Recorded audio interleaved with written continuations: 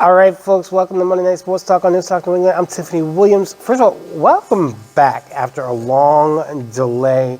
Jose, it's great to be back on the show with you. We're here at our new studio, Studio 100, in downtown Worcester, Massachusetts, the Telegram building, for those who aren't familiar. But, Jose, we've been doing the Woo Sox on Sundays. We had some RPE boxing that we did. We've been busy doing a lot of stuff. It's been a fun summer. It's been a very fun summer. But I'm elated. I'm excited that we're back at our normal Monday nights. So it's going to be a very fun year. Very fun year this year. Football's back. Yeah. A lot of boxing coming our way. So we're ready. Definitely ready. Talking about the summer, the Woo Sox. And they're coming back home tomorrow night. Los Huepas de Worcester is Thursday night. This Thursday. It's Puerto Rican night. Right. So it's Boricua night. So with that being said, I want all my fellow Puerto Ricans, all my Boricuas to jam-pack Polar Park, make it a sellout, standing room only. It's going to be on Roberto Clemente's birthday this Thursday, August 18th. The Puerto Rican idol. I mean, he's an icon in baseball. Everywhere you go in the island in Puerto Rico, you see statues, you see buildings, you see everything is Roberto Clemente. He's big in the United States also. You go to New York, it's the same. Boston is the same. So it's fitting that the Worcester Red Sox will do the Puerto Rican night, Huepa Puerto Rican night, on his birthday, this coming Thursday. So come on down. Let's pack the place. Definitely. You should see everybody out there. I like that the Woo Sox, the Worcester Red Sox, do this, Los Huepas de Worcester. Officer Sean Lovely, I got to give you some credit because you taught me this. Do you know who the first Hispanic player in MLB was? The first Latino player in MLB. Yeah. So if you're asking me after we spoke about Roberto Clemente, then it's not Roberto Clemente. Yeah, no. No, who is it? Ted Williams. His mother was Mexican. Okay, see, I knew that. I didn't know that. So I didn't either. I didn't know that. Officer Sean Lovely, who is always at the Woo Sox games, as part of his off-duty detail assignments. He's like a historian. Wow. Especially when it comes to like veterans and stuff. That's news to me. He comes up to me one day with his phone. He says, "Do you know who the first Hispanic baseball player was in MLB?" And I was like, "No." Now we're talking Major League Baseball. Yep. Every team. Ted Williams. Wow. Yep. That's amazing. His mother was Mexican. You learn something new every day. You're right. But talking about the Woo Sox have not been doing great as of late. But you mentioned before we went on, they played Durham, and they did actually do some good in that series. I mean, Durham won the first 2 games. Woo Sox won the middle 3 games, and then lost the last game against Durham. But you made a good point before we went on air tonight, was that Durham is a first-place team. Absolutely. So Worcester did actually play pretty good against Durham. They didn't do bad. I mean, Durham is number 1 in the East right now. The Red Sox are in the standings, are all the way down at number 6. They are actually a touch, 1 game over 500. Yeah. So, if they lose a game, they'll be at 500 even. Not too good. I mean, we expected more out of them, especially when the season started. They were on top. They were number 1. They were on a roll. But right now, like you said, Durham is number 1, and they're at the 6th spot. So, and I think aren't they tied at 6 as well? I think Bill Wanless sent us out an email yesterday or today, and I think they're tied at 6th spot or something. Well, after this, they were tied at number 6 with the New York team. Yeah, the New York team. New York team, but they have won 2 games. Yeah. So now they have surpassed the Woo Sox. Okay. So they're above 2. Yep. And talking about that series, I mean, Woo Sox are coming home to Polo Park tomorrow night to play First pitch scheduled for 6:45, but they just came off the road from playing a 6-game set against the Real Riders, the Yankees AAA team. And, again, the Woo Sox didn't do too good in that series. They lost the first game opening night in that series 2-10. The second game 2-3. Third game 1-4. But they did win on Friday night and Saturday night. They won 14-5 on Friday night. They won 7-6 on Saturday night. They had a chance going into Sunday to split the series. That's the thing, that if they had split the series, they would have been at even 500 with them in that spot. But since they lost the games they lost, they surpassed them in the division and the standings. Yep. So as they come home, they'll be playing the Rochester Red Wings. Again, first pitch tomorrow night is at 6:45 p.m. I would say if you're going to go to the game, you should go to the game. You definitely should go to the game. It's like a family atmosphere over there,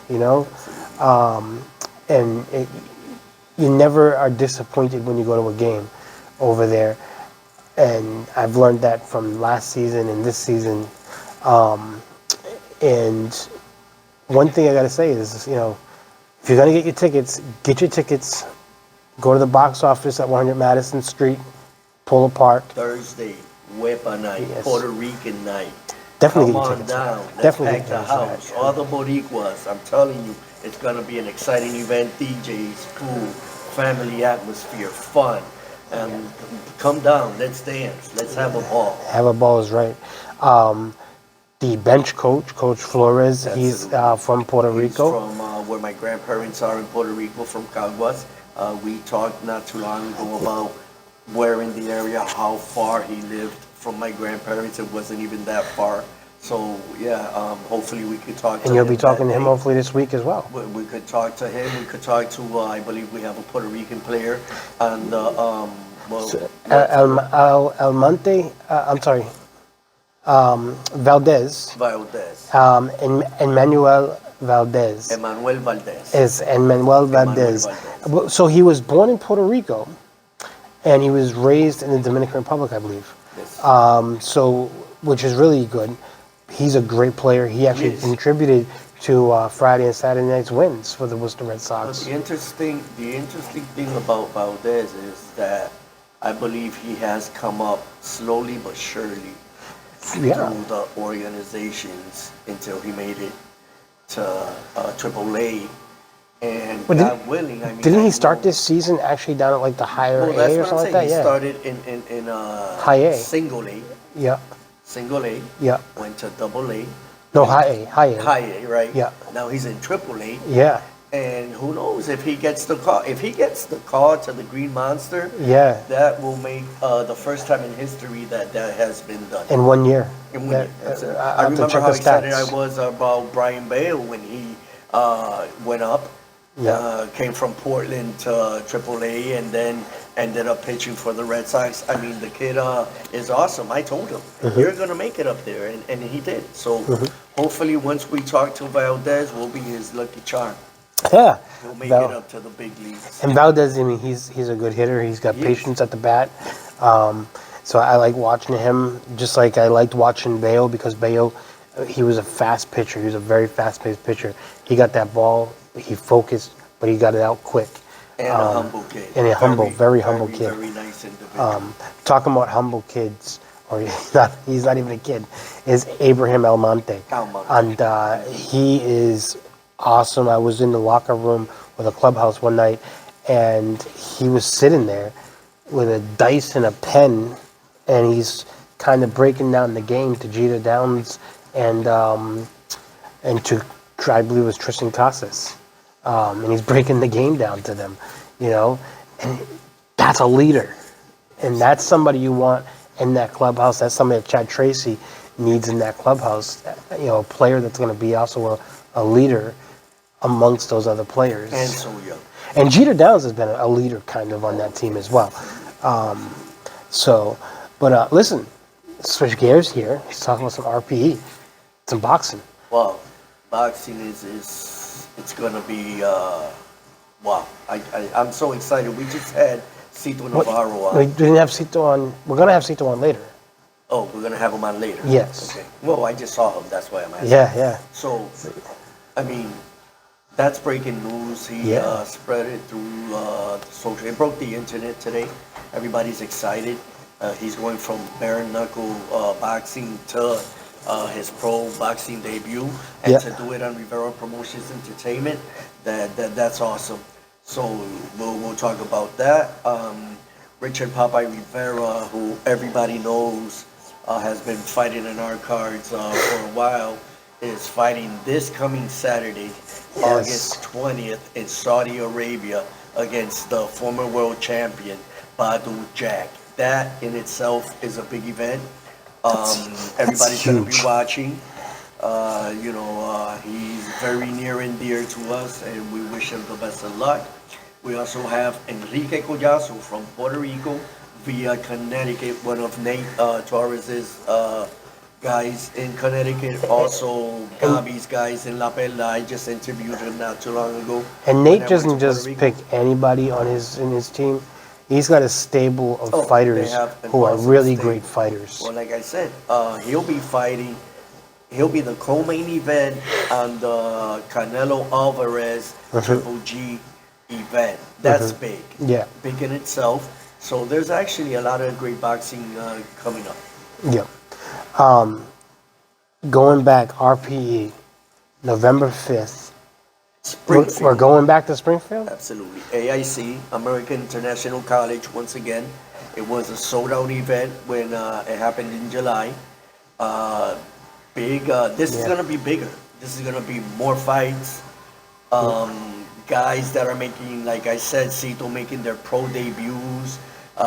Guys that you don't even know about yet. So it's gonna be an exciting card. Um, I'm looking forward to going back to Springfield. I'm looking forward to covering, I think, my fourth now. This will Yes, be for my for yes. RPE. Fourth RPE, Um, and we have something wow. going on. With News Talk New England that not many other platforms could do, and is do a live event Yeah. and bring it to the public. Hmm. If by any reason you were gonna make it and you didn't go to the fight, well, guess what? Have no fear. News Talk New England has you covered. Just log on and you can watch the whole show. So people are lucky if you download News Talk New England. If you're hitting that like button, you're a very lucky person. Yep. Definitely. Again, News Talk New England. We are one of the only nonprofit news outlets Exactly. in New England, and we're lucky to get the opportunities that we get that most of the bigger box outlets get You only. have no other So, news yeah, outlet, no other platform covering live boxing events. yeah. And then, Stephen who's going to be on with us later, making his, I guess, pro debut on News Talk New News England Talk New England Monday Night Sports Talk. Talk. Absolutely. Absolutely. He officially left Inside Arena. He's now with us over at News Talk New England. Yeah. He'll, Very he'll, knowledgeable guy, knows his sports he inside has and like a out. bank, like a library bank in his head, I think, about sports. Because I can't get in front of a camera without reading my stuff first before I go in front of the camera. And you see me, I have to have my laptop, I Right, have to right. have my tablet. Steven sits down and Steven just boom, boom, boom, boom, That's boom. exactly He what bangs it right out. Dr. Steinberg told me last time after the interview. He said, you didn't have a piece of paper in front of you and you Yeah, asked me everything and anything. And yeah, so, I told him it's always up here. So, yeah, you have to do that in media. yeah. All right, folks, we're going to take a brief break, and then when we come back, we have some breaking news. We have an interview with Cito Navarro, who's making his pro debut, um, and we'll be back right after this.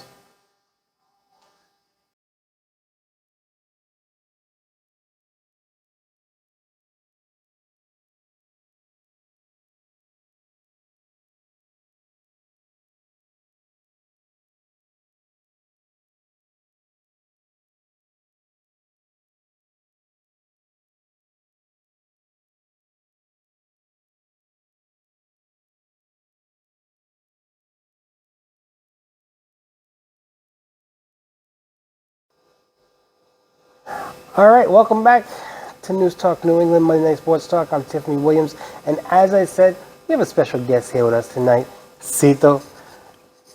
The audience kind of knows who you are. You are local. You're also from Hartford, Connecticut, right? Yeah. We had some breaking news today. You are going to be making your pro debut in boxing Yeah. on November 5th Yeah. with Rivera Promotion Entertainment at AIC. Is that correct? Yeah. Definitely. How excited are you? I got to ask you that because you're switching from bare knuckles boxing back to. Yeah. I'm really excited. Before I even talk, I just want to say thank you to Rivera's Promotion Entertainment for giving me that opportunity. Both Jose and his brother Jose and Julian, AJ, they're all family to me. Yeah. And I just can't wait to showcase my skills and my talent. I'm more raised in Worcester, so I can't wait to like showcase my, my name in front of the whole town crowd, more like, the fans, the family. I just can't wait. But other than that, I'm here to take over that night, and everyone's gonna know who my name is. I always ask people this. What message, you don't know who your opponent is yet, but for whoever your opponent is going to be, what message do you have for them? Just train hard, because like I said, I'm coming to take over November 5th. November 5th, that's my night. I'm coming to take over that night. Everybody's gonna know who I am, and whoever my opponent is, like I said, I'm just coming to take over. That's it, So it's gonna go night that night. They're going night. That's all I can say. Who encouraged you, or what encouraged you to make that switch? Because I know when I interviewed you last, you were like, I'm never going to make that switch back to boxing from bare knuckles because you already had that taste of bare knuckles boxing. Yeah. So who or what encouraged you to make that switch? Yeah. I'll be honest with you. It was more of like, I saw the opportunity, and I don't know what's up with bare knuckle, BKFC. No disrespect to them. It's just like I think they're underestimating me and they're underestimating my talent. I put on a dominant performance. I knocked the guy out with a body shot, and like I haven't heard nothing since then. I think they're really underestimating me. I've been sitting around, and just waiting for the call. They promised me back in June I was gonna fight, but I never heard nothing back. So mainly what I'm really trying to do is I'm trying to stay active. I learned in life as I'm young. I'm still young, so I got a lot of years and youth in me. So I want to take that advantage to show like I mentioned, showcase my skill, my name, create more exposure. I think that's what's most important to me is to build my name and my brand. I think that's really important. So when I saw the boxing fight, Rivera's Promotion Entertainment for November, I thought that was a great opportunity. I talked to Jose. I was like, hey, I can definitely do this. I know I will put on a great show. I know I can sell a lot of tickets. I know this is something that everybody's going to tune into, not just local-wise, but I believe like nationally-wise, everyone's going to tune in because I know I'm very known. Like I'm not just talking about bare knuckle, but just people in general, like outside of Massachusetts or outside of New England.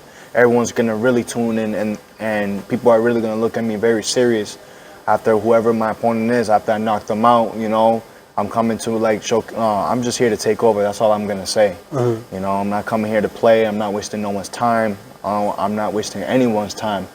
So November 5th, buy your tickets, tune in, and I promise you that night is going to be a special night. So I know AJ Rivera, he puts the matches together. Is there any specific fighter that you're hoping that he puts with you? No, not really. It doesn't matter pretty much. I mean, at the same time, it's like whatever AJ and whatever the matchmaker and the promoter, mainly my coaches. Like, if they think it's the right fight, then we take it. We were told one fight. We was told one fight. It's looking like the guy's way too big, so he's like walking around like 180, 190. I didn't know that. So it all depends, but at the end of the day, it doesn't matter. It does matter in some ways, but like I said, if my coaches and the promotions and the matchmaker AJ, they all believe and they all can agree that this is the right fight for me, like I said, I'm gonna take it, and we're gonna come out victorious that night. This is your first time fighting on an RPE card? Yeah, first time. First And time. you've seen, I mean, look at currently Popeye Richie Rivera. He's on his way to Saudi Arabia Yeah. to Congrats fight to Buddy him. Drag. Yeah, congrats to him. Do you feel like you can bring yourself up to that level too? Oh, I believe so. 100%. And congrats to Richie Popeye Rivera. You definitely deserve it. I'm really proud of you.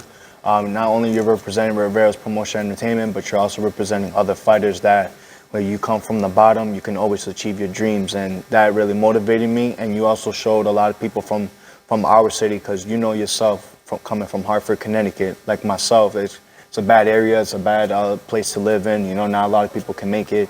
So that alone, him getting the opportunity makes me really proud of him. So congrats to you again. And other than that, yeah, I know I can. I believe within like in a year or two, it'll happen. I just need that opportunity again. I'm chasing for that world title. That's mostly what's important to me.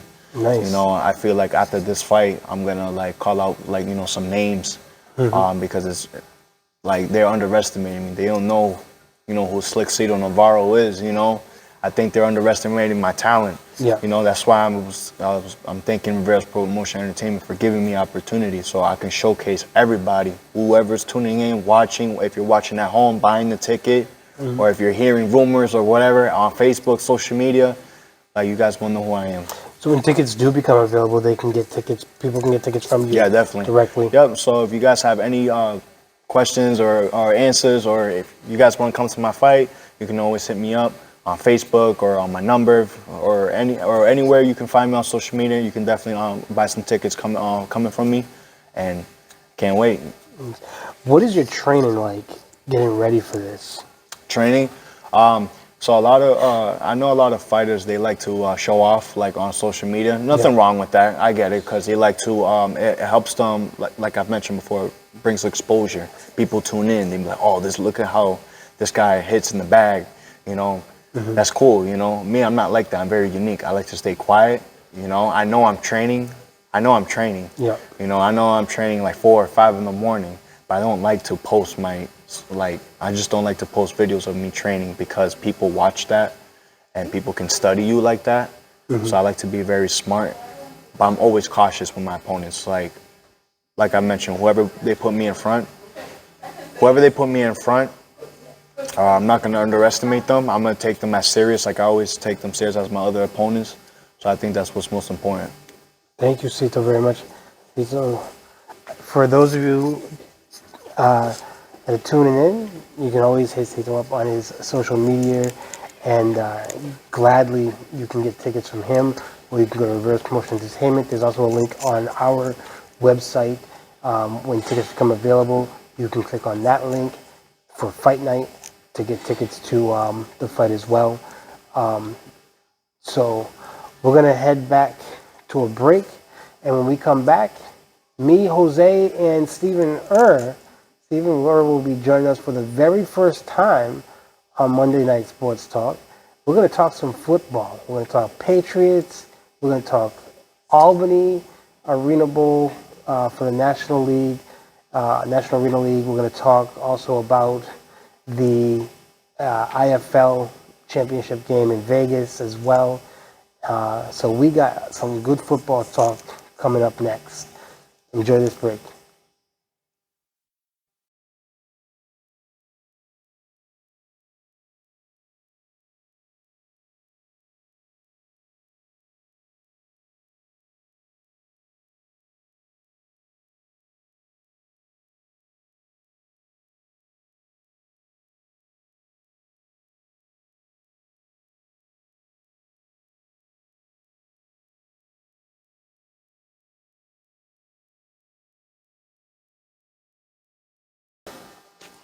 All right, welcome back, Jose. I'm telling you, that was an awesome interview I just did with Cito Navarro, former bare knuckles fighter, who's about to make his pro debut. He made the announcement earlier today on Facebook. And I gotta say, we were talking about humble guys earlier, Almonte and Valdez. with the Woo Sox and people like you see somebody like Cito, and he's a humble person. I've known Cito for a long time. Saw him grow up training at the Boys and Girls Club, and he is a very humble kid. But when it comes to fight time, you can see the change in him. Yeah. You know, he's really passionate about, you know, taking serious what he does, and he will sell his fight. He set social media ablaze today with the announcement that he will make his boxing pro debut November 5th on the Rivera Promotions Entertainment card. So it's listen, this is big. This is big, and it's huge for the simple reason that he hasn't been active in bare knuckle fighting since his amazing knockout that lasted seconds. For some reason, they nobody wants to fight him.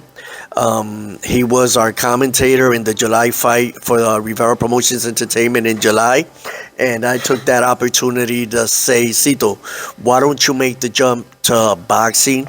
Let's do your pro debut on Rivera Promotions Entertainment next show in November. He thought about it, and just last night he let us know, me, my brother, and my nephew, that it's a go. Okay. He made the announcement today, and that was an awesome interview. It was great.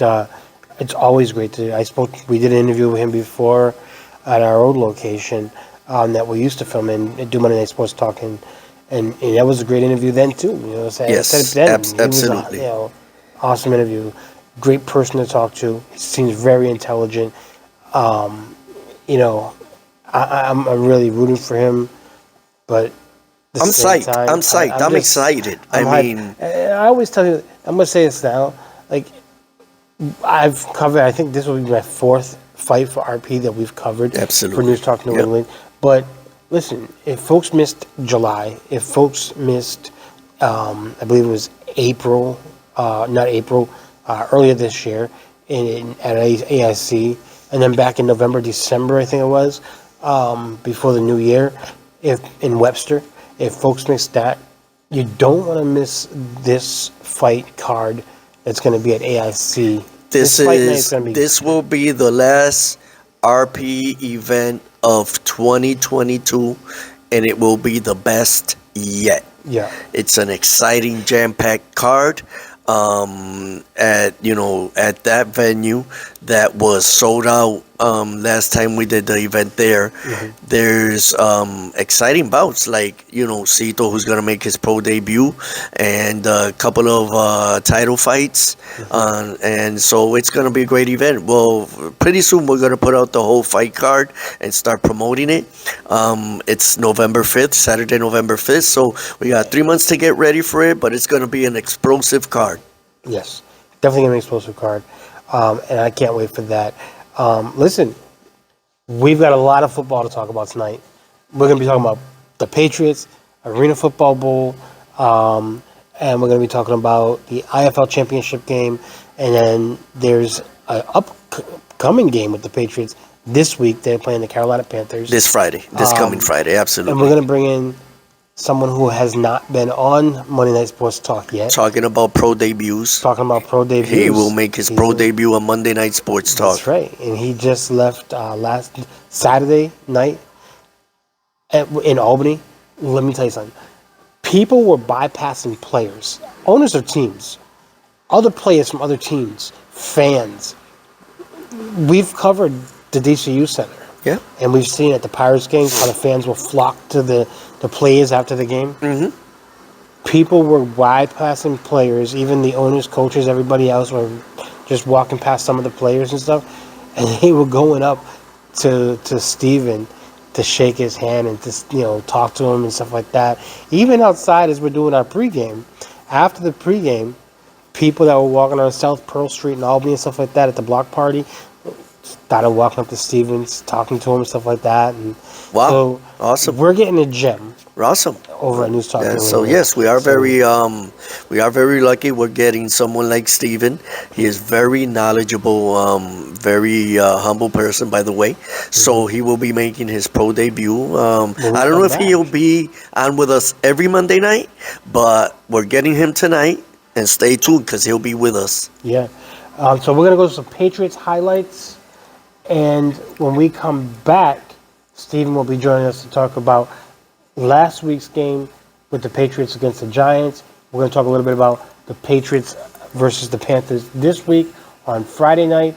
And then we're going to talk about the Arena Bowl. And then we're going to talk about the IFL Championship. And who best to talk about that with than Stephen Err III. Absolutely. So thank you very much. After these highlights, we'll be right back. Out of the hold of the ex-Brown, Jamie Gillett. The snap of Casey Kreider. Placement down, the kick is airborne to the uprights, and per usual, Grant Cano is good. Butler, the secondary for the Pats, who send a rusher and get to the quarterback.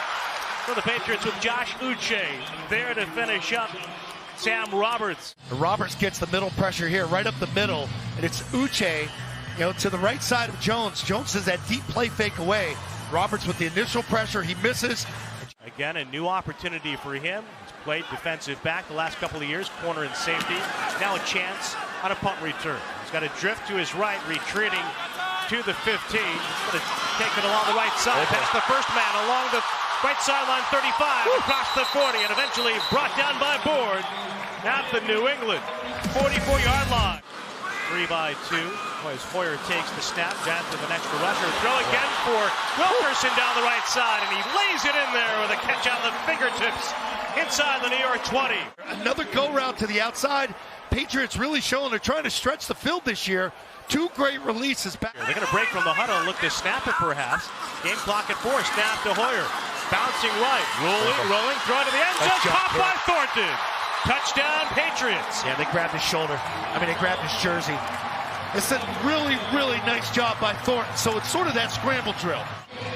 The touchdown by Thornton. Okay. You take a look at Thornton. Now there he is. He's working your end line. There's the jersey tug. He feels like he's, Hoyer's under pressure.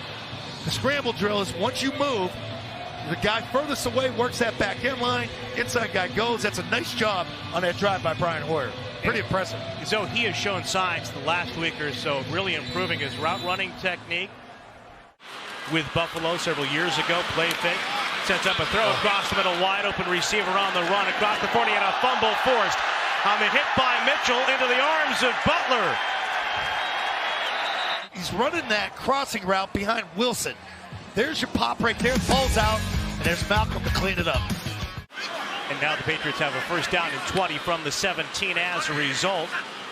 With Zappi to take the snap, throws it underneath and hit immediately after the catch, Kevin Harris. On a third down and 12 from the 19, play fake by Taylor, stands in, throws one, a deflected ball, and it's caught on the rebound.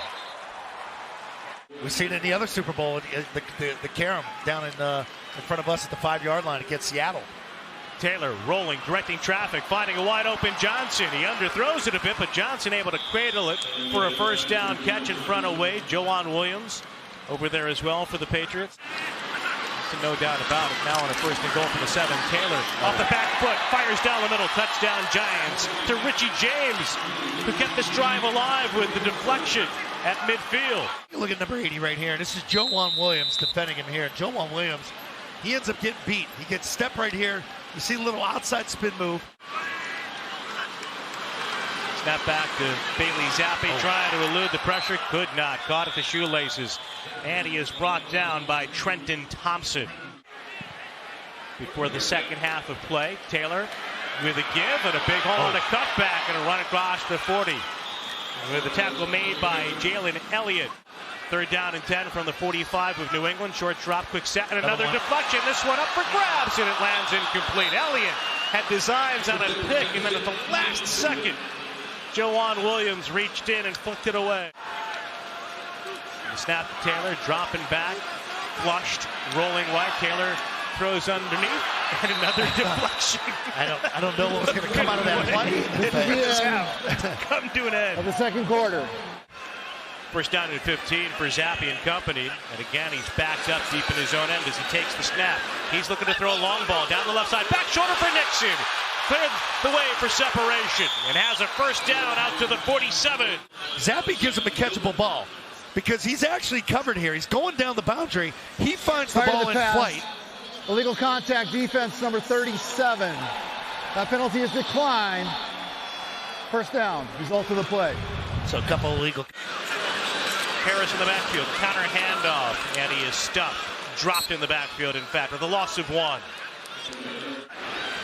Second down and 9 snaps. Giants with a blitz and a throw down the right side. Again, going vertical. And a catch by Nixon with a first and goal to go coming up for New England. To where it's a catchable ball. These are good throws by Zappi. You know, the player is defended. It's really not open. So what do? Zappi goes back under center on the second and goal to go give. And Harris this time lowering the shoulders up the middle with a dive. And a touchdown, Patriots! It's a nice drive to start the second half right there by Bailey Zappi. 2 huge throws to Nixon to pick up a ton of ground and then some tough yards for Harris there. It's a good job, good push by your offensive line. For the Patriots, both by rookies. See if the ball crosses before the knee is down, and yes, it is. And his Carolina Panthers hold joint practices. Yeah, I said it's a pretty good competition between he and Sam Darnold down there, but you got to figure Baker's sort of has the edge in that one. Corbin on the return of the kickoff by Vizcaíno. Corbin able to keep the play alive, driving out past the 30 before flags rainbow to the field.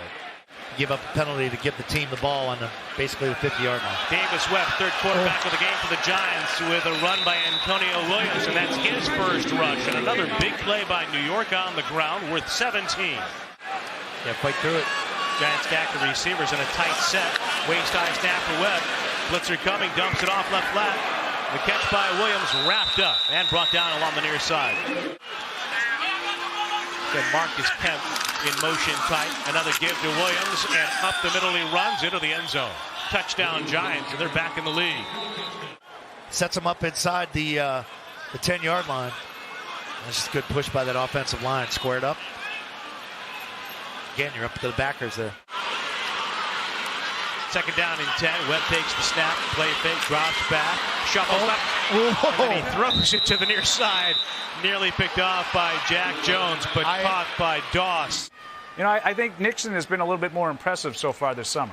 Yeah, and I'm with Paul too. I think Parker being here, Devontae Parker being here from the offseason. Now Zappi and company try to convert on a 4th and 2. Could just, by the way, walked off on his own power. A throw to the middle, and it's deflected and intercepted. A good play by the Giant, dropping off the line. With the interception by Austin Calitro. Grew up as a Giant fan, making a play for the team he watched as a kid. No, and that's second level backer right there. I thought it was defensive line. No, that's the tough part with Zappi when you know, like we're just talking about arm slot. Webb with a change and alert at the line of scrimmage. Corbin, hands on knees, single setback, takes the handoff, and Corbin with the extra effort. And the forward progress seems to have the first down to the 23-yard line. Yep, Jonathan Jones. It's good to have Jonathan Jones back too. From 40 yards away, Graham Gano delivers for the Giants. He's been so good in his NFL career, especially for New York. First down and 10 for Zappi and the Pats. Near the 10-minute mark, throws the back shoulder for Wilkerson, who makes the catch, snagging the dart.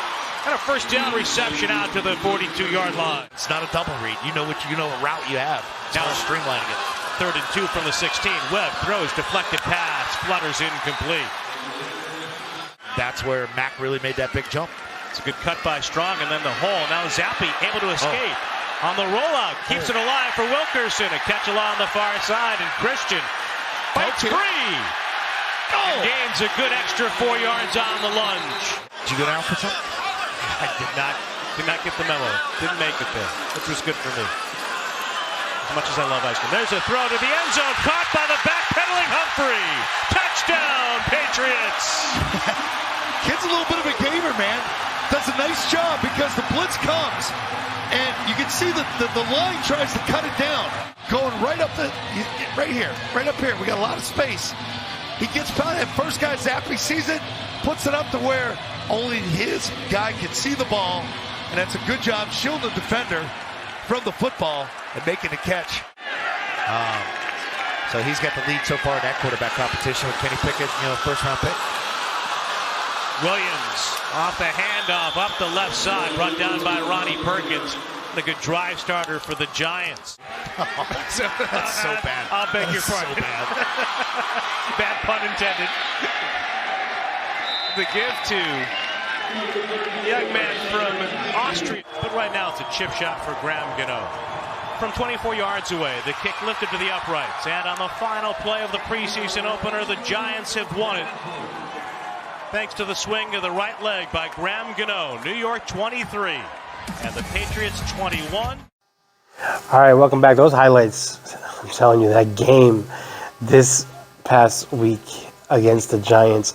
Jose, I know you got a lot to say about that game. No, those highlights that you just saw, Bailey Zappi, wow. That's all I have to say is wow. I think they found the gem in the 4th round. So Brian Hoyer is who knows what happens with him, but I think we have a decent backup. Another thing, What's Nixon. weird is because Jemai, remember he was saying he was.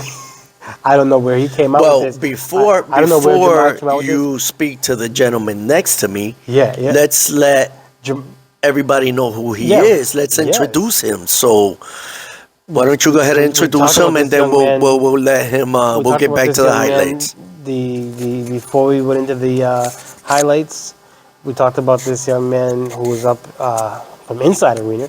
He has been on a couple of shows with us for NewsTalk New England, a few sports shows, and has done the broadcasts with us on our MixLR for the Massachusetts Pirates as well.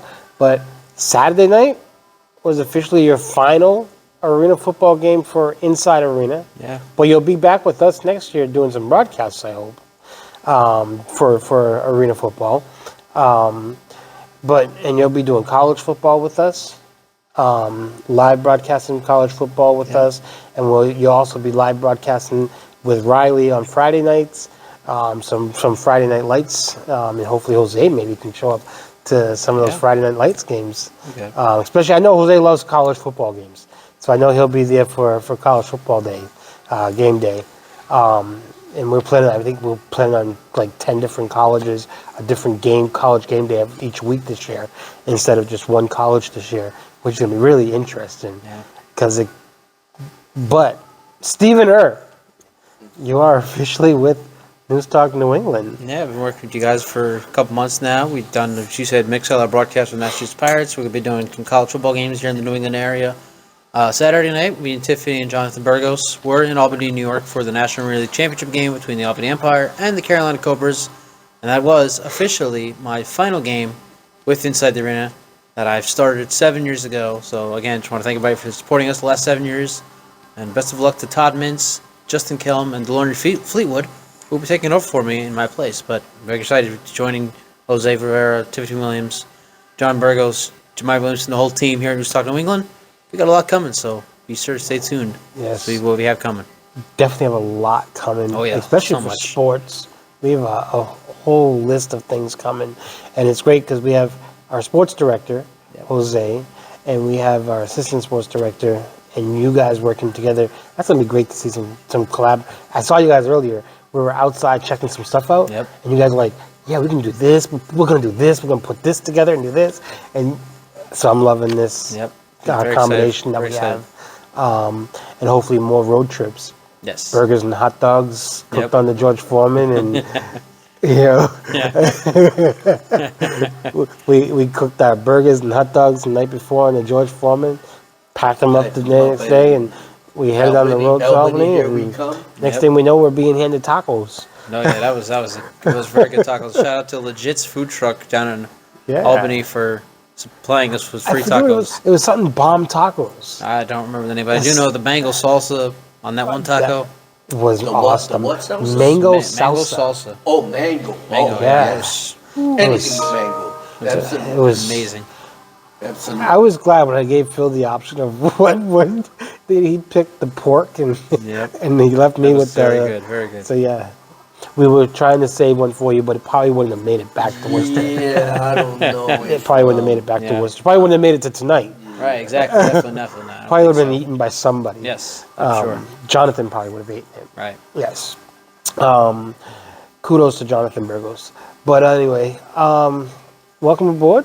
We are thank glad you. to have you. Glad to be here tonight. And I know your official ID thing is coming in tomorrow. Yeah, well, really, it's So- breaking news here on NewsTalk New England, Monday Night Sports Talk. I'm getting my own official press pass. Been waiting for that for a while. I'm very excited to be joining this team. Like I said, been doing a lot of things with them already. Woo Sox, Pirates, and we're just getting started. I'll be my first boxing event November 5th in Springfield. Can't tell you how excited I am for my first boxing event. It's going to be weird because I'll be doing just production and you'll be doing what I usually do, which is interviewing fighters. Yeah, I'm And so it's going to be really nice. excited. Excited is not even the word for how excited I am for November 5th. It's going to be great to see how you and Jose run production with Jonathan on that. Yeah, I'm gonna be and how you very guys put excited. together a really Can't great wait. show Cannot wait. in Springfield. I've been told that I micromanage too much, so I've been taking a step back on a lot of things. And I think I did a great job at the last fight. I did a really great job. I actually went and sat in the crowd a few times, and instead of being up on stage with those guys, I found my own little cubby hole down on the side and. But football, listen, the Arena Bowl, we were up in Albany. Let's talk about that first. That game was crazy. Actually, before we talk about that, as I was telling you, people were coming up to him and stuff like that. They were going past players and coming to him. We're doing our show at the State House. This big, tall, country-looking white guy just stands over Jonathan, towering Jonathan, the entire time we're doing our show.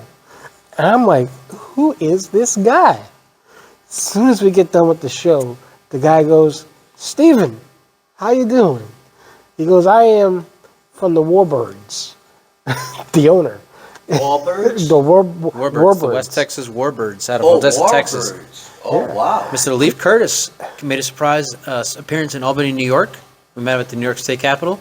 Yeah. And he told me, we took a photo together, Tiffany. Yes, we did. And he told us not Jose to post posted it. He told us not to post it until halftime. Yep. And we were like, wait a minute, what's going on here? And immediately put it together.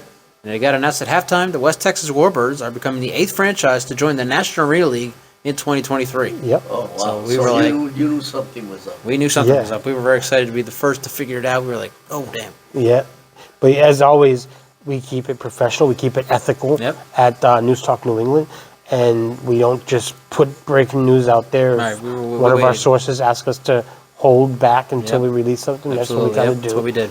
But it was weird to see this tall, country-looking guy just standing there for about a half an hour, towering Jonathan, just to shake Steven's hand and say hi to It Steven. was very nice of him. Very nice to see him, but we didn't know who he was. I was like, who is this guy just standing right there? And then after he left off, he walked off, two ladies come over and say, who was that guy that we were just talking to? Did you know that man? you know him? Yeah, absolutely know that man. I've been following him for years. Following his team, they won 2 championships, or they won 1 championship, and they were supposed to win another, but they did. A lot of stuff happened. Won't go into detail about it. Yeah. But listen, Arena Bowl football, Arena Bowl championship for the NAL. National League Championship. Up in Albany. We had a great time on South Pearl Street. We had a great time. I was going to crash that wedding. Yeah, there's a wedding You at and the New York Jonathan State wouldn't let Capitol me. we saw. But that was a great game. It was a good game. I was surprised that after it was 7-6, Carolina Cobras led 7-6 at one point. They recovered an onside kick, and I was like, "Oh, the Cobras about to take his game over." Yeah. However, the Albany Empire challenged that one of their players was offsides. It turns out he was offsides, Yeah. and the rest is history. The Albany Empire went on to outscore the Carolina Cobras 41-0 for a long period of the game. Finally, Carolina to get on the board at the end of the game. Too little, too late. The Albany Empire win 47-20 to win their 2nd consecutive National League Championship, their 3rd championship in the last 4 years. So, congratulations to the Empire. You are now a dynasty. Yep. Wow. They are the next Northeastern Right, dynasty. exactly. behind the Patriots. I guess Patriots for did it football. twice. So yeah, Won 3 and 4 years in the early 2000s, and then they won 3 or 5 just a couple of years ago. Yep. So maybe Albany Umpire or the next semi-pro team or Yeah. Capital District professional football team. Right. There you go. I like that. I like that. To do it the right way. That's nice. I was interviewing the owner, Mike, after the game. Yeah. Mike's a really great guy, amazing guy.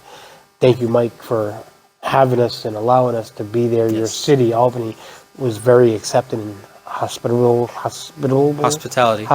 Yep. was great up there in Albany. But I was speaking to him after, and I was being sarcastic with him. So when people watch our interview that I did with him, they're probably like, such a close game. What do you mean, such a close game? When I asked that question to him, I was being sarcastic. Yeah.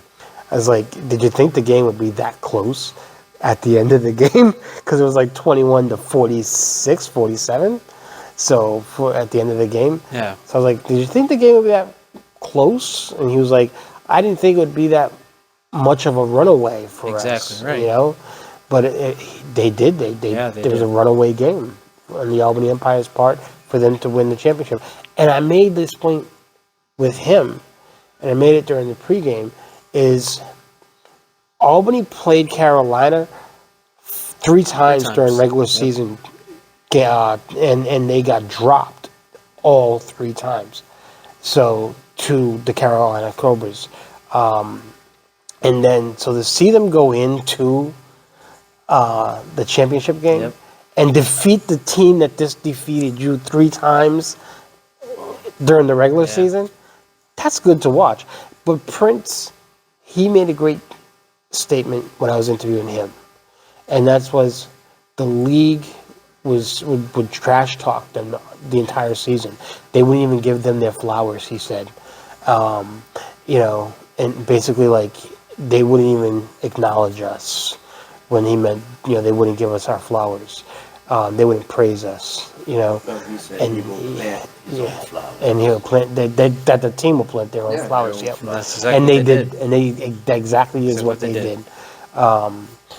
It was a runaway game for the Albany Empire. Yeah, I mean, you mentioned the Cobras beat them all 3 times during the regular season, but those were like 1-score games each time. But I was not expecting. We talked about it right before the tacos came out. We were talking about it's going to be a close game right at the end. One team's going to be like at the other team's like 5-yard line, ready to score, a little time left. But it's not what we saw. It's just not what we saw. We saw a 41-0 run by the Empire, absolutely dominant, basically the entire game. After the onside kick was reversed and the Empire got the ball back, and a bunch of other stuff. Absolutely dominant performance by the Empire. But shout out to the Cobras. They had a hell of a season. Jonathan Bain, a talented veteran indoor arena football quarterback. Josh Rosignolo took his team to the championship game this year. He's won a championship before with the Atlanta Havoc in the American Arena League back 2018. So got to shout those guys out. Hell of a season for the Albany Empire, the Carolina Cobras, and of course the National Arena League. A successful 5th season. Yes, very successful. Be interesting if the Massachusetts Pirates were still in the NAL to see if they would have been up against Carolina. Yeah, that would have been interesting to see. That would have been interesting to see. If that championship game was in Worcester, that would have been amazing. Oh yeah, would have been nice. Love to see an indoor football league championship game at the DCU. Yeah. Talking about the Pirates season unfortunately did come to an end. Yeah. But this past weekend, Hassan, your team, and Jawad, I believe, were out in Vegas for the IFL championship game. And how about this, ladies and gentlemen? The Quad City Steamwheelers won not just 1, but 2 road games on their way to the IFL championship game. They defeated the Pirates. We talked about that, 39-38 in overtime, back on July 22nd, my birthday. Then they went into Frisco and defeated the top-seeded Frisco Fighters to advance to the IFL championship game. Nobody saw that coming. But even more surprising here, Tiffany, the Northern Arizona Wranglers last season, one win all year. Yeah. No, and I cannot exaggerate this. Nobody from that team last year returned this year. Yeah. They were all fired, released. Everybody's gone. Yeah. But Les Moss Rob Keefe, who both won a championship with Albany in 2019. Hall of Famer Rod Windsor was also a coach. Played with the Arizona Rattlers back in early 2000s. Everybody coming in, and I say this is the biggest turnaround in sports history. Yeah. They went from 1-13 to Indoor Football League champions. They defeated the Quad City Steamwheelers in the IFL National Championship game in Henderson, Nevada, 47-45. Yeah. Much closer than the National Arena League game. But it was a hell of another great season for the Indoor Football League. Credit to the Pirates. Thank you for giving us the opportunity to cover your team this year. Especially my final year with Inside the Arena. To come out here to Worcester and see that beautiful, beautiful blue field and those teal end zones. I've always dreamt of seeing them, and I loved it. Loved every moment. Congratulations to North Arizona Wranglers. Biggest turnaround in sports history. And I'll talk about any sport I've ever seen. Yeah. So, it's just amazing. Jose, we covered the Pirates' first game, season opener. But we want to thank Jawad, your team, and Hassan, your team, and the whole entire Massachusetts Pirates organization for allowing us the opportunity to cover you guys throughout the season. And we look forward to being back at the DCU Center or wherever you guys are in 2023 and covering you guys again. But with that said, listen, I know that the elephant is in the room. And I know that when we talk about close wins and runoffs and stuff like that, but when you talk about a 21-23 win, and it was a field goal that got the win for the Giants to beat the Patriots in just less than a minute or just over a minute. Time expired. It was an amazing game to watch, and just on the edge of my seat the entire game. But I said before, earlier in the week, I said during the game, and I said even after the game, the Patriots didn't have enough gas in the tank to win that game. And people were inboxing me all week, pulling up my cell phone all week, telling me how wrong I was, telling me the Patriots were going to win.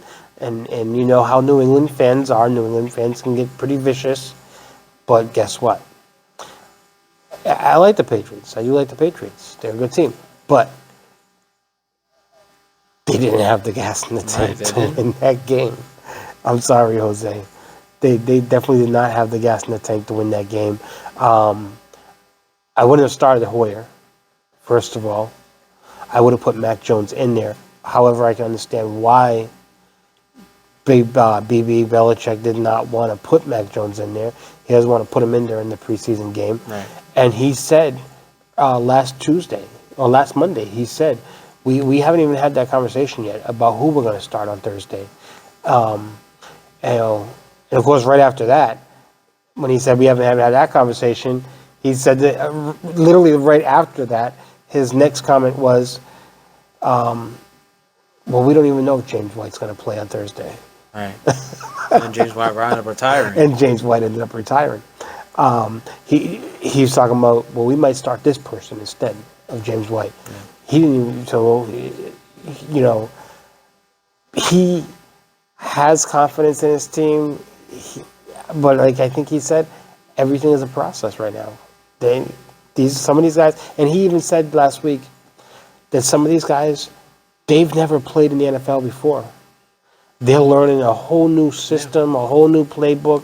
They have to learn how Matt Patricia and is going to play with these guys or work with these guys. Everything is a process right now, and that's what he said during the post game on Thursday, the press conference.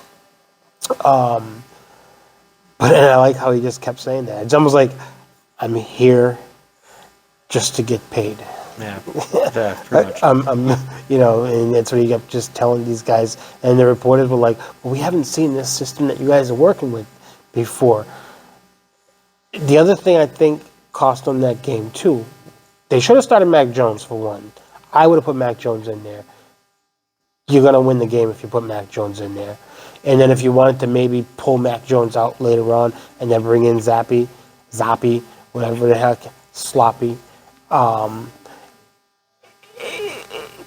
then you could have done that later on. But I don't think that they should have just put him, Hoyer in there. I wouldn't have put Hoyer. He wouldn't have been my first choice. I think you would agree. I think Hoyer's on the road to someplace else before the regular season starts. I'm not only going to agree with that, I'm going to disagree. I'm going to agree to disagree with a lot of what you said. Remember, play Mac Jones, why? The twos and the threes were out there.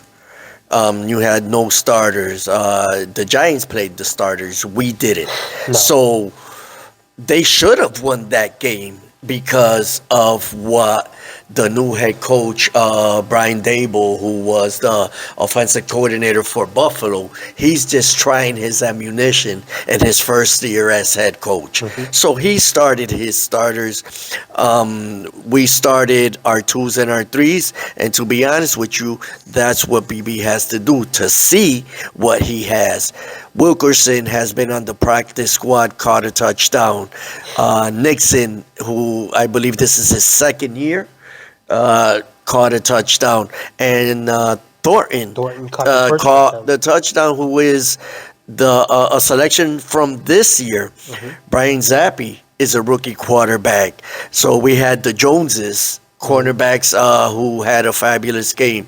So to be honest with you, I wasn't even expecting the Patriots to win this game. If they had won the game, then that would have been awful for the Giants, who started all their starters. Yeah. So we'll see what he does this coming Friday with Carolina. Do you think they have enough gas in the tank to win this week too? Well, I mean, when you say gas in the tank, you know, preseason football to me doesn't even count. Because right now you're practicing this week with Carolina on Wednesday and then Thursday, and then on Friday you're going to play them. You got Carolina that has a quarterback bad over there with Sam Darnold and now Mayfield. Who knows if those guys are even going to start.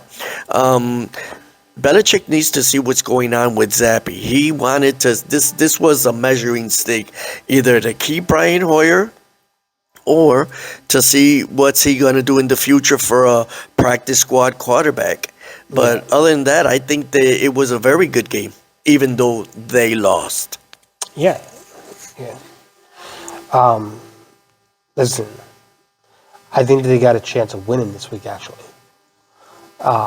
So I am going to pick the Patriots this week. If you tell me in preseason that they pick their starters and they have to announce their starters, then I would pick a winner.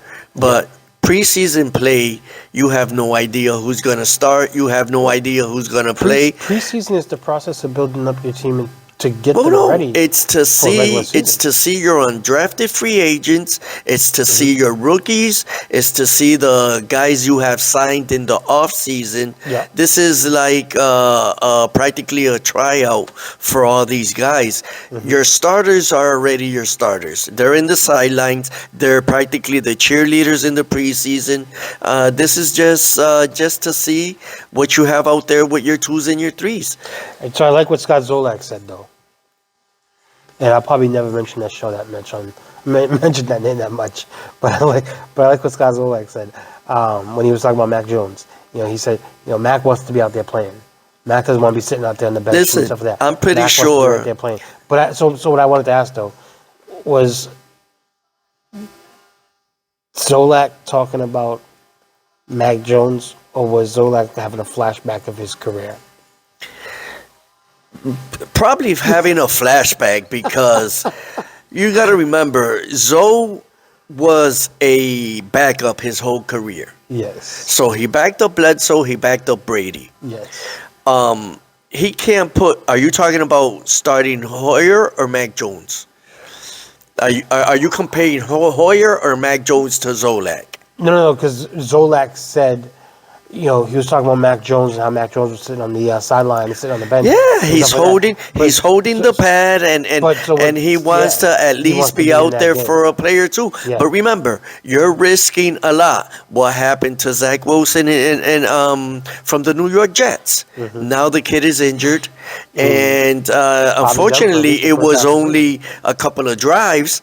But he risked himself, and now he might be out for week 1. Mm-hmm. So, you take those chances with your number ones. Yeah. Some teams don't, some teams do, and let's see what BB does this week. Yeah.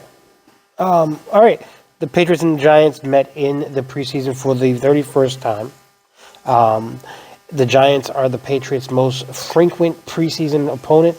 Philadelphia is the They play second. a lot. They play a But the lot. difference between this season and most seasons is that they usually play preseason finale.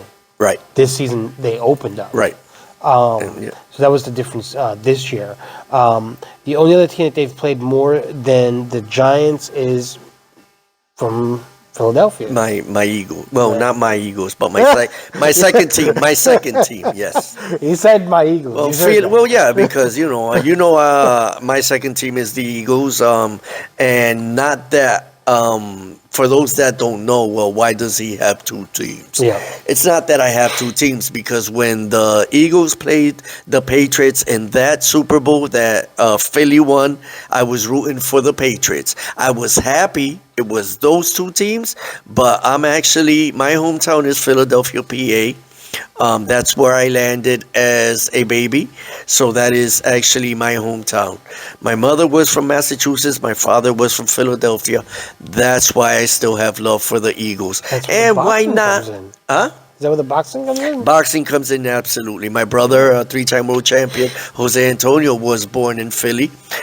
It's a boxing mecca.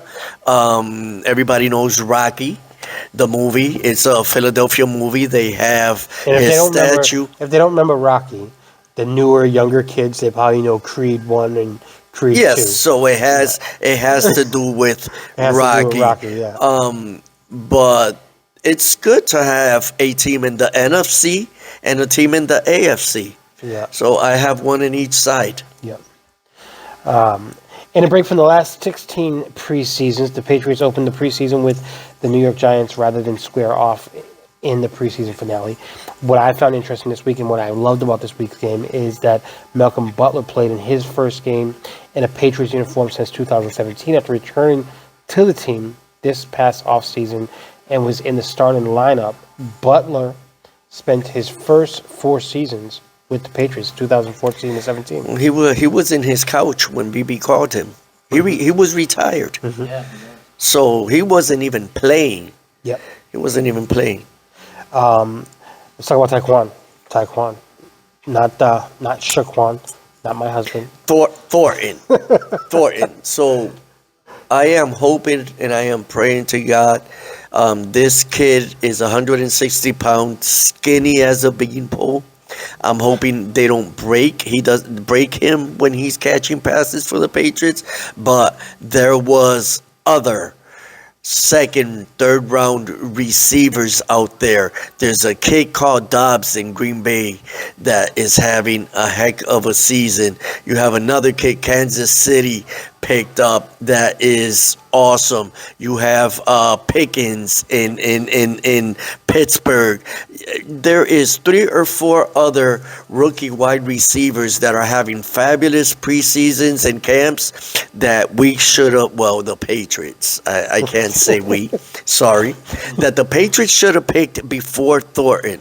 So with that being said, what is it you want to talk about Thornton?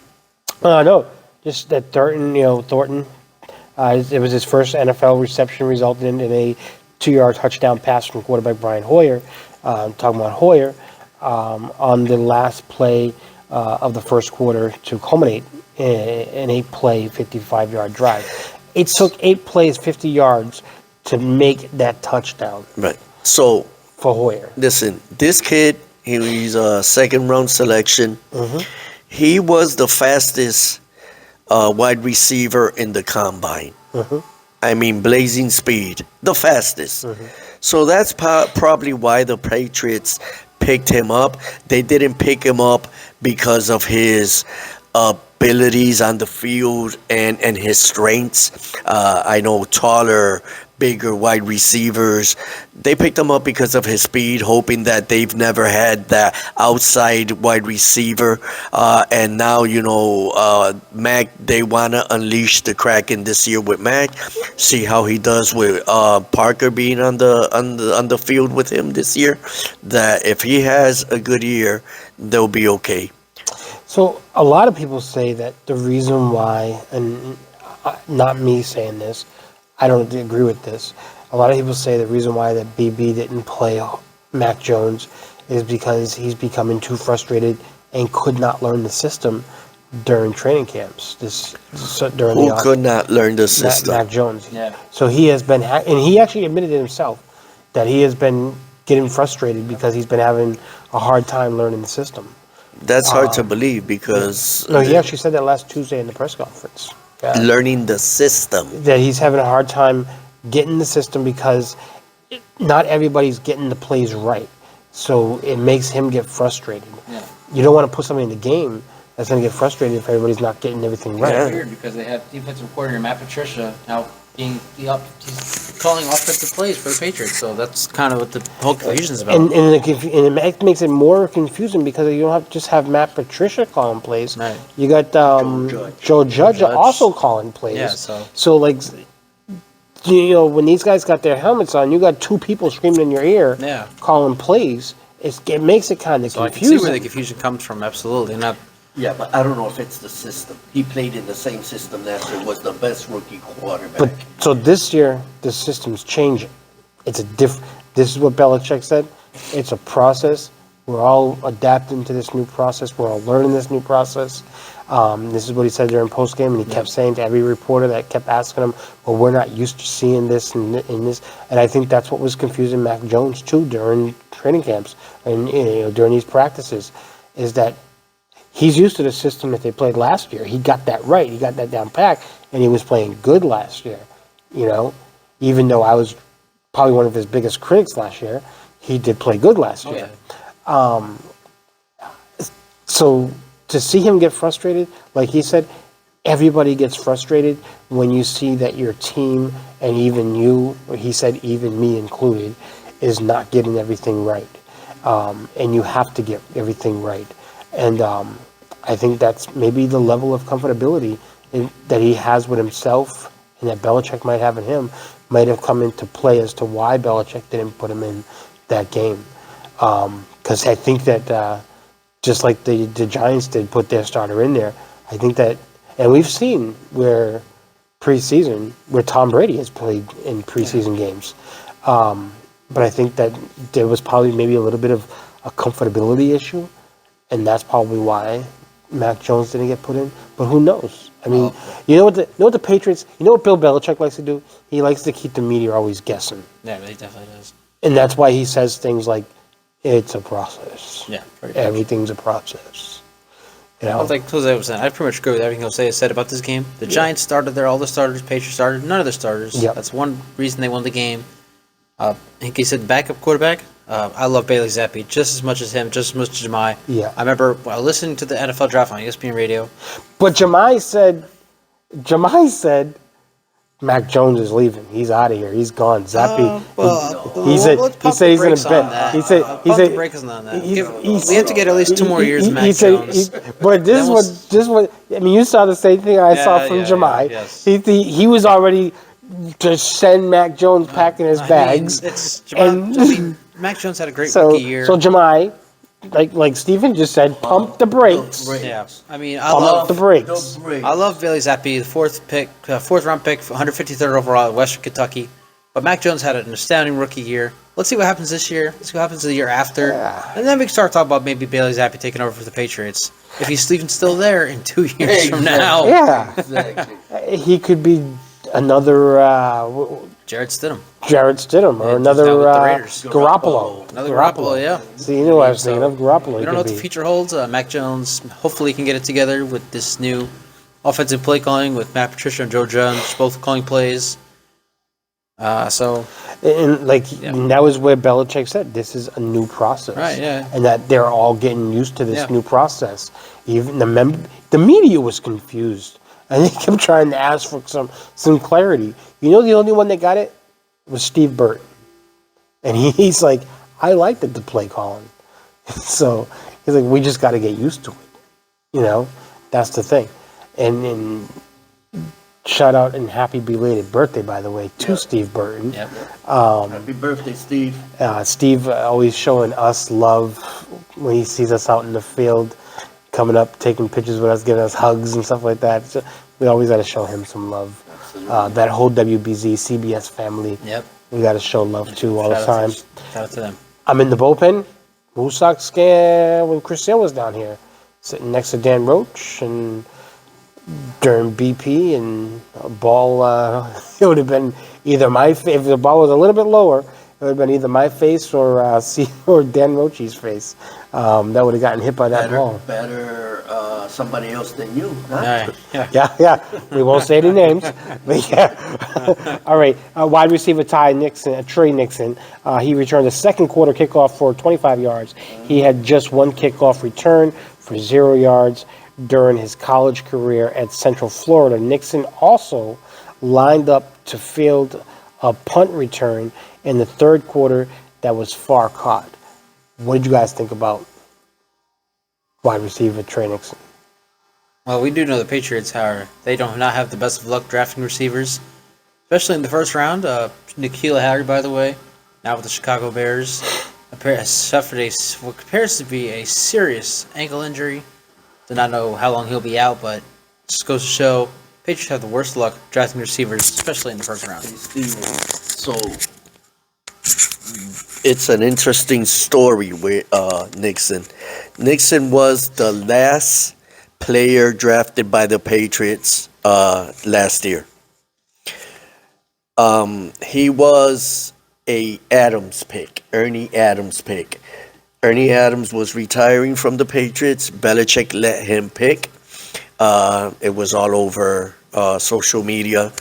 There was gratitude there from Ernie Adams, but they actually showed when Ernie called Nixon.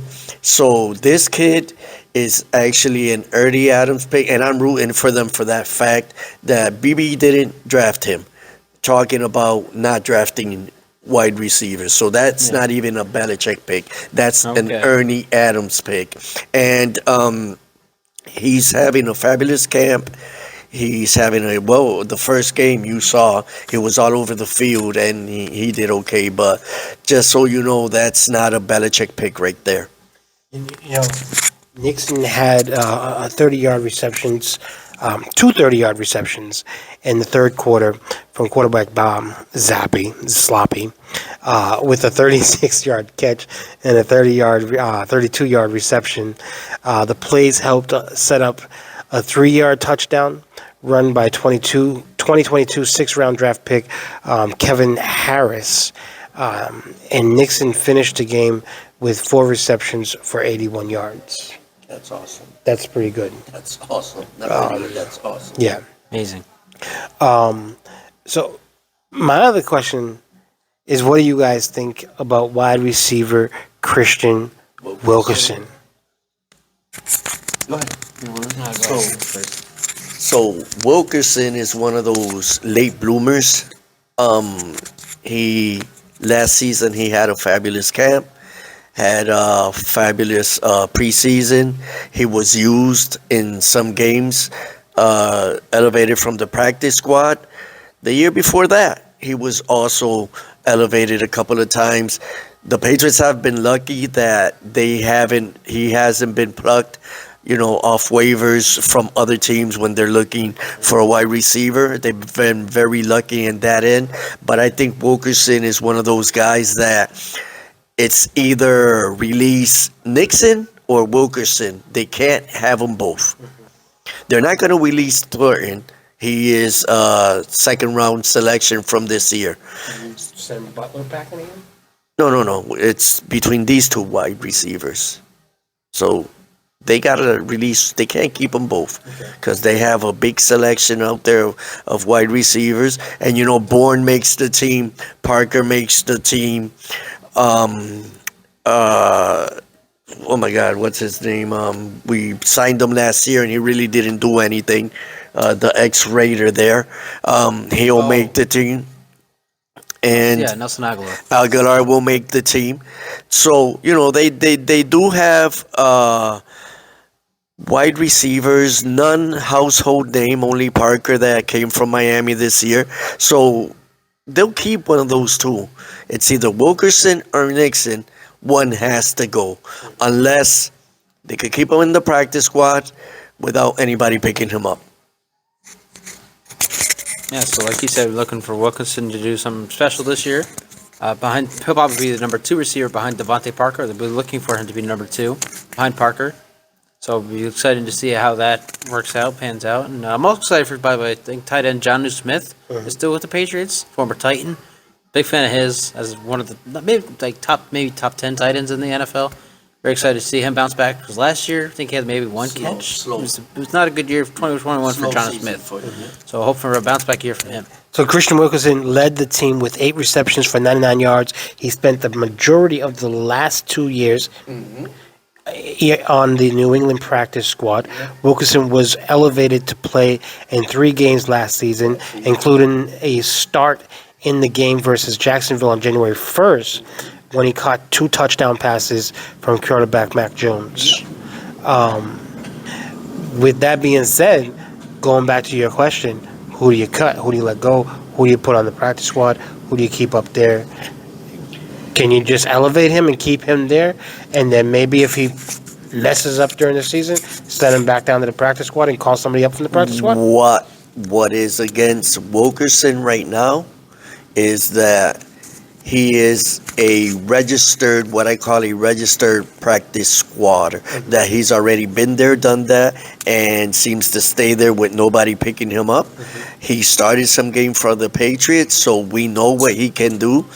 Unlike the rookie this year, Thornton, the only thing that Wilkerson has against him is that the sentimental thing where he was an Ernie Adams pick. And I don't see Bill Belichick releasing someone that Adams selected without giving him a shot during the season. So if between them two, I think he'd rather cut Wilkerson than cut Nixon. I have to agree with you on that. All right, so this week, it's the New England Patriots and the Carolina Panthers. They're going to meet in the preseason for the 6th time in the last 9 seasons, and for the 3rd time in that time frame at Gillette Stadium. The Patriots last played Carolina in the preseason on August 22nd, 2019, right before COVID hit, when they beat the Panthers 10-3 at Gillette Stadium. The teams met in the regular season last season, with the Patriots taking a 24-6 victory at Carolina on November 7th, and then that was since 2000. The Patriots have a winning record against every NFL team except Carolina at 3-3 and Seattle at 2-3. New England Patriots lead the preseason matchups with a 8-3 advantage in the 11 preseason games, while Carolina holds a 4-3 edge in the regular season. The Patriots and the Panthers met in Super Bowl. They met in the Super Bowl on February 2nd, 2004. The Patriots and Panthers Super Bowl was widely believed to be among the most entertaining Super Bowls ever played, as the Panthers took on a 4th quarter lead, only to see the Patriots come up with a game-winning field goal to clinch the seesaw battle in the final seconds. Give me your takes on this week's game.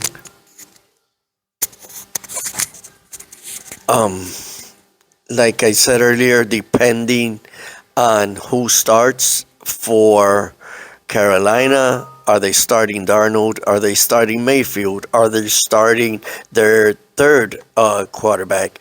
Are they starting the twos? Are they starting the threes? Same situation with New England. Is Mac playing? Is Hoyer playing? Because Zappi took the brunt of the game this past week, but Hoyer might take over and play more. So, I mean, it really depends. Preseason is one of those games where, what I'm more concerned about is all the laundry that was thrown out last week. I mean, they need to clear up all that laundry. That's what I'm more concerned about. Whether it's preseason or regular season game, laundry is something that you have to clean up. Definitely. So that's what that. So I'm more concerned about cleaning up all that laundry that was thrown on the field. Well, again, we talk about Carolina and their quarterback competition. Will it be Sam Darnold taking snaps, or will it be Baker Mayfield? Either way, I don't think it really matters, because I don't think the Patriots are going to start their starters this week again. They didn't last week against the G-Men, so why would they do it here against Carolina? And last week, Carolina went into Washington. Both Darnold and Baker Mayfield, they had impressive outings against Washington. I think they're going to have impressive outings again against the Patriots. And I think Carolina gets the second preseason win. Patriots are going to fall to 0-2 in the preseason. All right. Listen, I always like doing this. I always like talking about, let's compare this to this and that to that. All right. Oranges to apples. So, what I'm going to compare this week is some Carolina Panthers connections to New England. Did you know that the Chief of Staff, Matthew Delgado, he was a coach at the University of New Hampshire from 2011 to 2014? Here's another fun fact. The assistant D-line, defensive line coach, Terrence Knighton, do you know his hometown is Hartford, Connecticut? He went to school at Windsor High School. And now the defensive line coach, Paul, I can never pronounce his name, Pasqualoni. I can never pronounce his name. He was the coach at Boston College from 2016 to 2017, coach at Connecticut from 2011 to 2013, coach in West Connecticut State 1982 to 86, coach at South Connecticut State 1976-81, coach at Cheshire High School 1972 to 75. His hometown is Cheshire, Connecticut, and he went to Cheshire High School in Cheshire, Connecticut. Another one I found was really great was tight end coach Kevin Gilbride. He's originally from where Rivera Promotion and Entertainment will be November 5th in Springfield, Massachusetts. That's where he's from. There you go. So I like to compare apples to oranges and see, what are some of these connections that these guys have to New England when these guys are coming back to New England. And there's always some type of connection on every team to New England. So it's always great to see, look at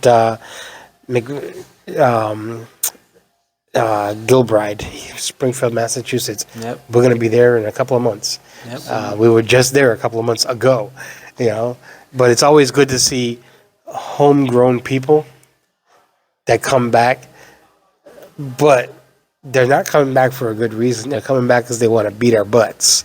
That's why they're coming back now. But it's also good to see people like the defensive line coach who has been coaching for so many years. This guy is a guy who started down in 1972 to 1975 coaching high school football. And here he is still in the league. I mean, still coaching. Yeah. And it's like, wow, In the NFL. kudos to you, Right. you know? And yeah, here he is coaching in the NFL, you know? Yep. So yeah, kudos to you. Great job. Keep doing whatever it is that you're doing. I wish that someone like Chad Tracy will be managing the Woo Sox for that many years. That would be great to see. Yeah. Jose, again, thank you, Stephen Err. Thanks for having me. It's been fun. Been great to have you on tonight. Thank you. Jose, it's great to be doing Monday Night Sports Talk once again. And I'm looking forward to, I'll be at Gillette Stadium Wednesday morning. Actually, I'm sorry, I won't be at Gillette Stadium Wednesday morning. Wednesday, I will be, my schedule is so messed up this week. Tuesday, I'm here. Wednesday, I will be on a flight to Canada because I'll be covering the New England Revolution, Right. who will be playing in Toronto. I'll be covering the Woo Sox, the Worcester Red Sox tomorrow night. I think we're doing a promo over there tomorrow. Then I'll be back on Thursday for Boricua night or Los Huepas de Worcester. Be sure to get your tickets to that game. I'll be there on Thursday night. And then on Friday, I'll be covering the Patriots down at Gillette Stadium.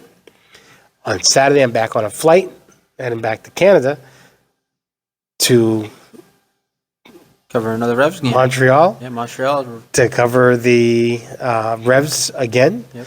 And then on Sunday, I'll be back in Worcester to cover the Worcester Red Sox. And then on Monday night, Sunday afternoon or Sunday after midday, we'll be doing our Sunday sports show from Polo Park. So it is a crazy, crazy week. Yeah.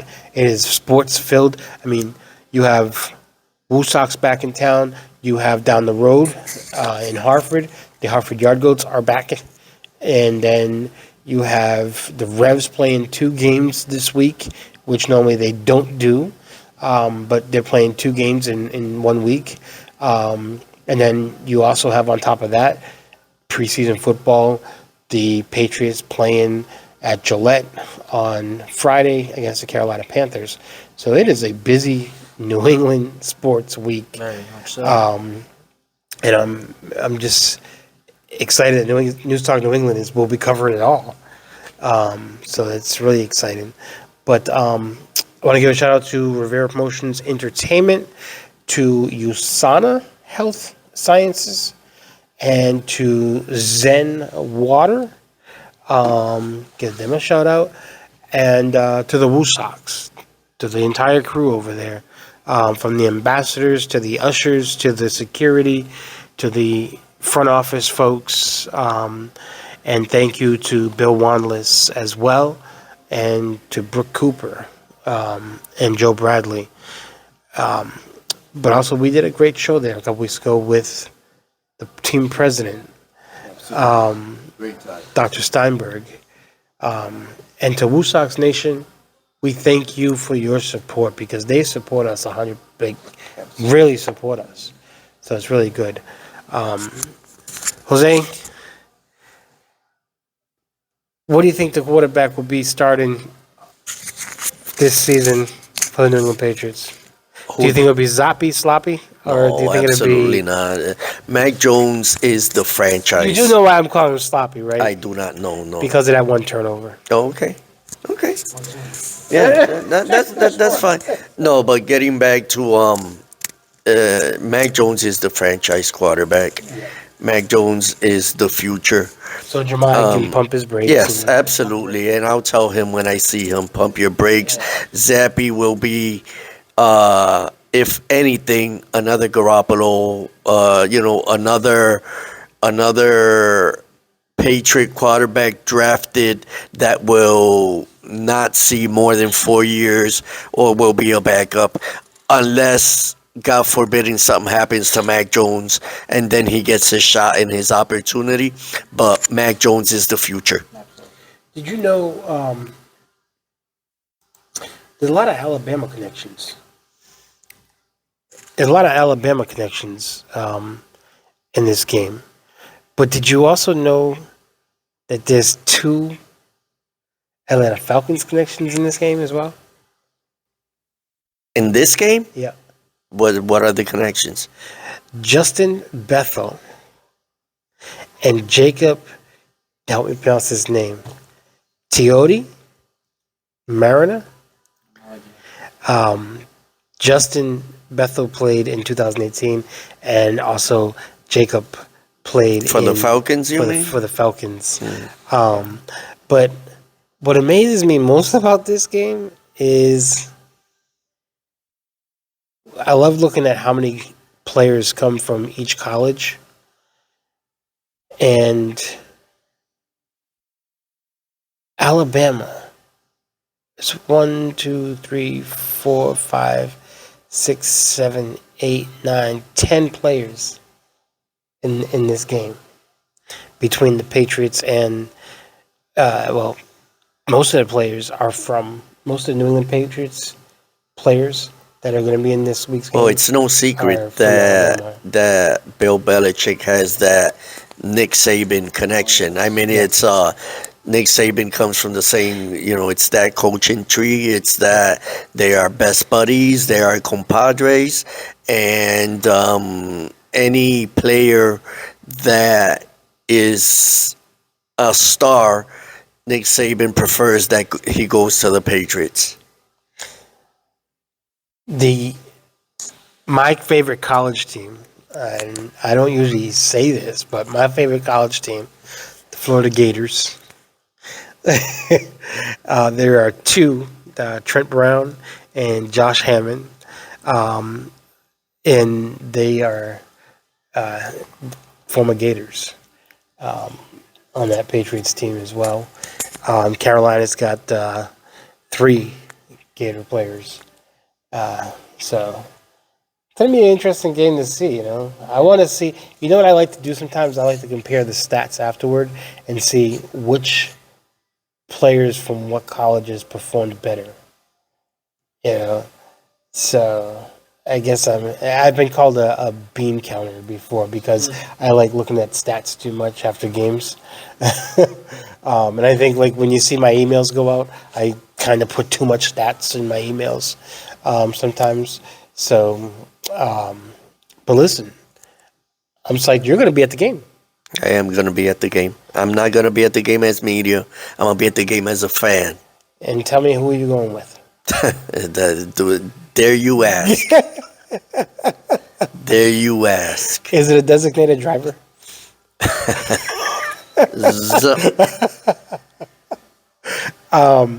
All right, we want to give Tammy McComaway, Phil Zoller. We want to make sure we give John Burgos, and we want to make sure we give our camera person who always does our live streams from football games, high school football games, but will be elevated this year. She's being elevated from the practice squad to the college team. Miss Riley Mitchell. Hooray, hooray. Miss Riley Mitchell. Hooray, hooray. So congratulations to her. What's interesting is that NewsTalk New England has so much diversity, and I love that. So congratulations to Miss Riley Mitchell, who she didn't find out until tonight that she's going to be covering college football instead of high school football this year. So congratulations to her for being elevated from that practice squad to You that have been college. drafted. You have been drafted. Contract will be written and signed hopefully soon. But I'll let you take it away. Well, folks, we had an interesting interview today with breaking news, Cito Navarro doing his pro debut on November 5th. We also had another pro debut with Stephen Err joining the Monday Night Sports Talk crew. And we have, a lot of fun this year with football. It's my passion besides boxing. And don't forget to come on down to Polar Park this Thursday. All the Boricuas, all my fellow Puerto Ricans, it's Wepa Night, Puerto Rican style. Let's go. I would just say, when we do our college game days, people definitely need to come out. Absolutely. Absolutely. So we look forward to seeing you guys all out. But yeah, like you said, Thursday, Polar Park.